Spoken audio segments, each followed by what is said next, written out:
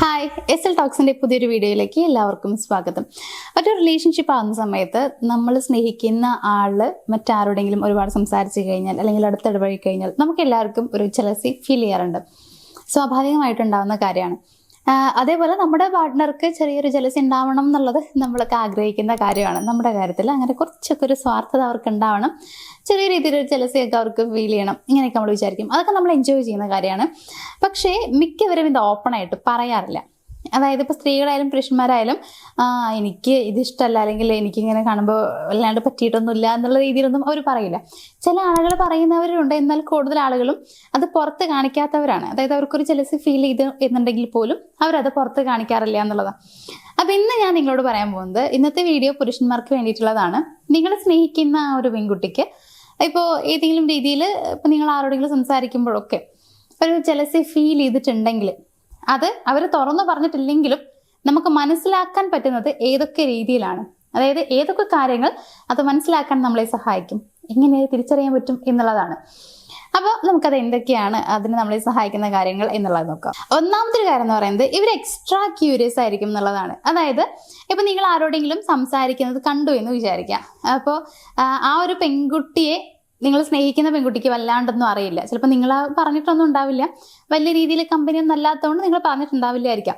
അപ്പോൾ നിങ്ങളിങ്ങനെ ആ പെൺകുട്ടിയോട് സംസാരിച്ച് കഴിയുമ്പോൾ, അല്ലെങ്കിൽ ഇപ്പോൾ സംസാരിച്ച കാര്യം ഇവർ അറിഞ്ഞു കഴിയുമ്പോൾ നിങ്ങളോട് ഭയങ്കര ഒരു ക്യൂരിയോസിറ്റി ഉണ്ടാവും. അങ്ങനെ ക്വസ്റ്റ്യൻസ് ചോദിക്കും. അതാരായിരുന്നു, അപ്പോൾ എത്ര നാളെ പരിചയപ്പെട്ടിട്ട്, നിങ്ങൾ തമ്മിൽ ഇത്ര ക്ലോസ് ഒക്കെ ആണോ, ഇങ്ങനെയൊക്കെ ചോദിക്കണ്ടാവും. അപ്പോൾ ഇത് സാധാരണ സംസാരിക്കുന്ന ടോണിലൊക്കെ ആയിരിക്കും ചോദിക്കുന്നുണ്ടാവുക.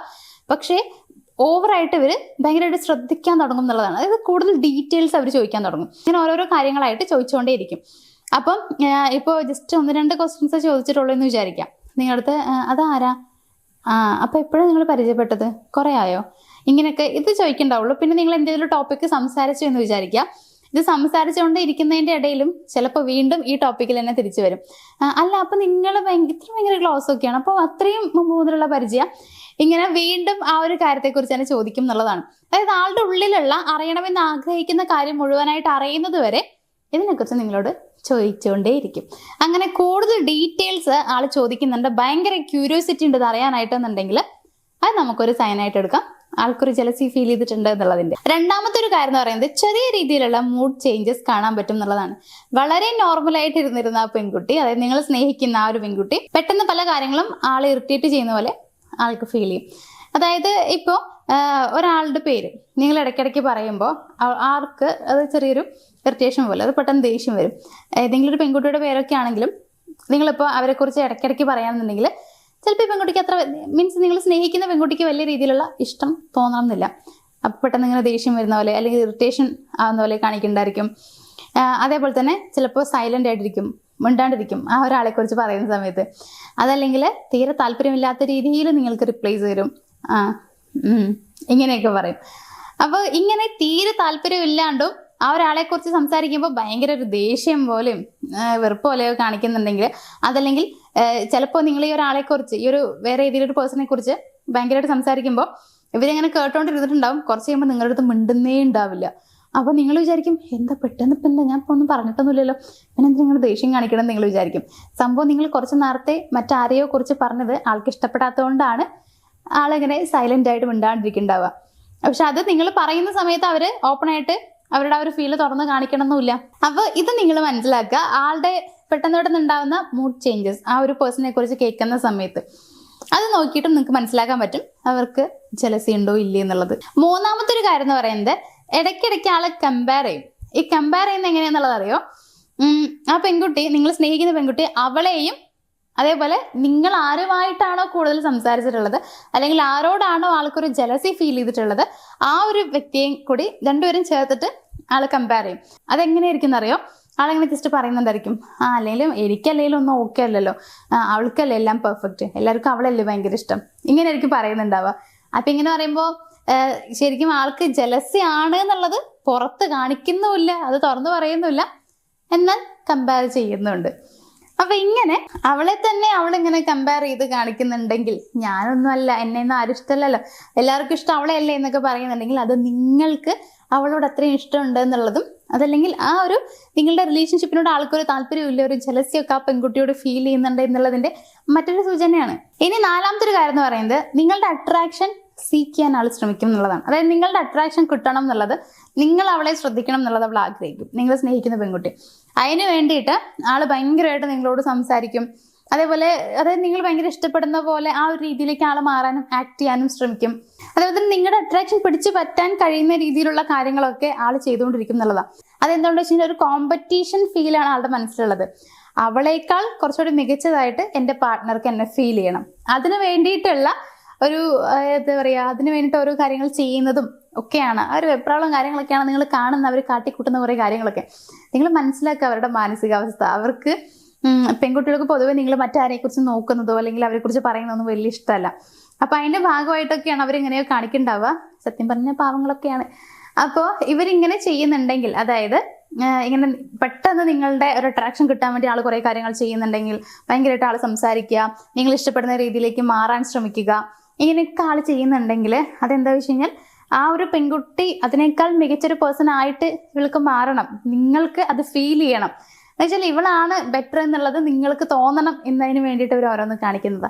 അങ്ങനെ കാണുന്നുണ്ടെങ്കിൽ മനസ്സിലാക്കുക ജലസി തോന്നിയിട്ടാണ് എന്നുള്ളത്. ഇനി ലാസ്റ്റ് പോയിന്റ് എന്ന് പറയുന്നത് ഐ ഡോണ്ട് കെയർ. ഈ രീതിയിലായിരിക്കും ആൾ ചിലപ്പോൾ നിങ്ങളോട് ബിഹേവ് ചെയ്യുന്നുണ്ടാവുക. അതായത് നിങ്ങൾ എന്തെങ്കിലും ചെയ്യുന്ന സമയത്ത് ആൾ പറയുന്നുണ്ടാവും എനിക്ക് പ്രശ്നമൊന്നുമില്ല, നിനക്ക് ഇഷ്ടമുള്ള നീ ചെയ്യും, ഇങ്ങനെ പറയണ്ടാവും. അപ്പൊ ആള് കുഴപ്പമില്ല എന്നാ പറയണമെന്നുണ്ടെങ്കിലും ആ ഒരു സംസാരിക്കുന്ന ടോണിൽ ചെറിയൊരു ഡിഫറൻസ് കാണാൻ പറ്റും. ആൾക്കത് ഹേർട്ട് ചെയ്തു, ഫീൽ ചെയ്തു എന്നുള്ളത് നമുക്ക് ആ ഒരു ടോണിൽ മനസ്സിലാക്കാൻ പറ്റും എന്നുള്ളതാണ്. അപ്പൊ നമുക്ക് ശരിക്കും ഇഷ്ടമുള്ള ഒരാളാണെന്നുണ്ടെങ്കിൽ നമ്മൾ ഓപ്പൺ ആയിട്ട് പറയും, നീ ചെയ്തോ, അതിനിപ്പോൾ പ്രശ്നമില്ലല്ലോ, അതൊന്നും കുഴപ്പമില്ല, നീ ചെയ്തോ എന്നൊക്കെ പറയുന്നുണ്ടെങ്കിൽ കുഴപ്പമില്ലാത്തതുകൊണ്ടായിരിക്കാം എന്നുള്ളതാണ്. പക്ഷേ എനിക്കറിയില്ല, നീ എന്താ നിനക്ക് ഇഷ്ടമുള്ള പോലെ ചെയ്തോ എന്നുള്ളതൊക്കെ പറയുകയാണെന്നുണ്ടെങ്കിൽ ആൾക്ക് വലിയ താല്പര്യം ഇല്ല എന്നുള്ളത് മനസ്സിലാക്കുക. എന്നിട്ട് ഇത് പറഞ്ഞതിന് ശേഷം ആള് വലിയ രീതിയിൽ നിങ്ങളെ മൈൻഡ് ചെയ്യുക, ഭയങ്കര ഇൻട്രസ്റ്റ് കാണിക്കുന്നില്ലെങ്കിൽ മനസ്സിലാക്കുക ആൾക്കത് വലിയ താല്പര്യമില്ല. പക്ഷെ എനിക്ക് ഒന്നും പ്രശ്നമല്ല എന്നുള്ളത് നിങ്ങളെ കാണിക്കാൻ വേണ്ടിയിട്ട് പറയുന്ന കാര്യമാണ്. ഉള്ളിൻ്റെ ഉള്ളിൽ ആൾക്കത് ഇഷ്ടപ്പെടുന്നില്ല, ചെറിയ ജലസിയൊക്കെ ഫീൽ ചെയ്യുന്നുണ്ട് എന്നുള്ളത്. അപ്പോൾ ഇങ്ങനൊരു എനിക്ക് പ്രശ്നമേ ഇല്ല എന്നുള്ള രീതിയിലൊക്കെ ആൾ കാണിക്കുന്നുണ്ടെങ്കിൽ അവിടെയും നിങ്ങൾ മനസ്സിലാക്കുക അതിങ്ങനെ പറഞ്ഞത് കൊണ്ടല്ല, അവരുടെ ബിഹേവിയറിൽ നിന്ന് നിങ്ങൾ മനസ്സിലാക്കാൻ ശ്രമിക്കുക. എനിക്ക് പ്രശ്നമൊന്നുമില്ല എന്ന് പറയുന്നുണ്ടെങ്കിലും അവർക്ക് പ്രശ്നമുണ്ട് എന്നുള്ളത്. അത് അവർ ആ ഒരു സമയത്തുള്ള അവരുടെ പെരുമാറ്റത്തിൽ നമുക്ക് മനസ്സിലാക്കാൻ പറ്റും. അത് നിങ്ങളൊന്ന് ശ്രദ്ധിച്ചാൽ മതി. അതുപോലെ തന്നെ ഇപ്പോൾ വേറൊരു കാര്യം പറയുകയാണെങ്കിൽ സോഷ്യൽ മീഡിയ ബിഹേവിയർ നോക്കാം. ഇപ്പോൾ നിങ്ങളുടെയും നിങ്ങൾ പറഞ്ഞിട്ടുള്ള ആ ഒരു പെൺകുട്ടിയുടെയും ഇപ്പോൾ ചാറ്റും കാര്യങ്ങളൊക്കെ ആളെടുത്ത് നോക്കുക, നിങ്ങളുടെ സ്റ്റോറീസ് നോക്കുക, അതിന് ചിലപ്പോൾ എന്തെങ്കിലുമൊക്കെ റിപ്ലൈസ് ഒക്കെ തരുന്നുണ്ടായിരിക്കും. അങ്ങനെ കുറേ കാര്യങ്ങളൊക്കെ ആൾ ചെയ്യുന്നുണ്ടാവും. അതെന്താ വെച്ച് കഴിഞ്ഞാൽ ആൾക്ക് ഭയങ്കര ഒരു ഉള്ളിൻ്റെ ഉള്ളിൽ ഭയങ്കര ടെൻഷനോ ദേഷ്യമോ ജലസിയൊക്കെയാണ് ആൾക്ക് ഫീൽ ചെയ്യുന്നുണ്ടാവുക. അപ്പോൾ അതൊക്കെ കൊണ്ടാണ് ഇങ്ങനെ എടുത്ത് ഇങ്ങനെ നോക്കുന്നുണ്ടാവുക. എന്താണ്, അതായത് ഫോട്ടോസും കാര്യങ്ങളൊക്കെ ഇങ്ങനെ നോക്കുന്നത് അവർ ജലസിയൊക്കെയുള്ളിൽ ഇങ്ങനെ കിടക്കുന്നതുകൊണ്ടാണ്.